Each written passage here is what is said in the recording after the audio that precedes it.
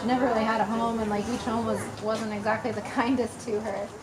And with that being said, she's just kind of been like the tough girl on the block. Like she doesn't make any friends because she just feels like she's moving on. And our communicator really like tried to show her and like explain to her like what family meant and like herd meant, and getting her back to that. And that kind of sold her. Like it's funny. Like ever since that conversation happened, like I'll be working with Abilene and she'll just like have that instant reaction, like one of her old reactions, and then she like stops herself and she's like, no, I have to be good. Like I want to do this. Like it's like she like mentally like reminds herself like, no, I want to be here. But yeah, it's good to see like now she gets upset like when the other horses leave her, whereas before she just like care less if anyone came around. She was like whatever. And now she cares a little bit.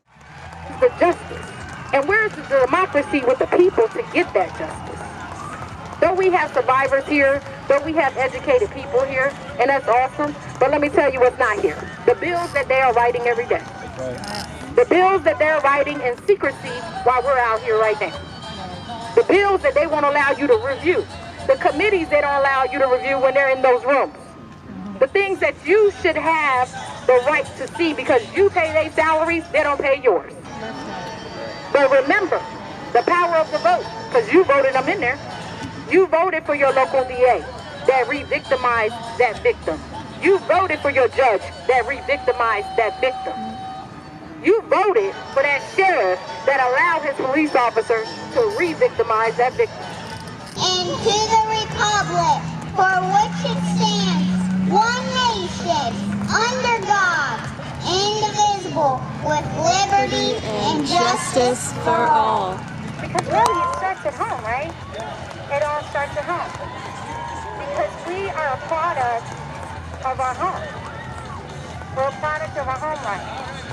When we feed into kindness and love and affection, that love, kindness, and affection will also go into our kids. It will say, I love, I care, I'm compassionate, I'm understanding. So what is going on? We were having a great time on the dance floor. And then all of a sudden he thought that I was flirting with somebody. Grabbed me by my arm, drugged me down the stairs, threw me into the car, and I sat there stoic, thinking that if I kept quiet, he wouldn't hurt me anymore. We got back to the house and he dragged me out of the car by my hair, threw me into the front door, and I remember stumbling through the door and looking behind me. And he had baby blue eyes that I fell for, and all I could see was black. And I knew at that point I was in trouble. And that beating lasted roughly 4 hours. I was thrown around, I was raped.